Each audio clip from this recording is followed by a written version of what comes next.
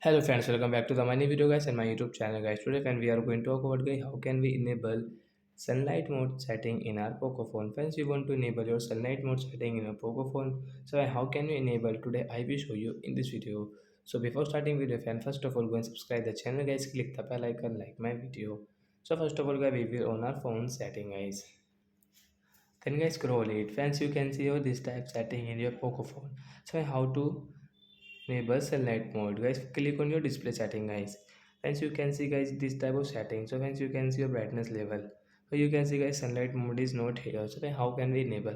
So first of all guys, if your automatic brightness is on, so you will have to off. Then guys you can enable your sunlight mode setting. As you can see sunlight mode setting, adjust brightness to strong, ambient light to the prevent the screen from going to dark.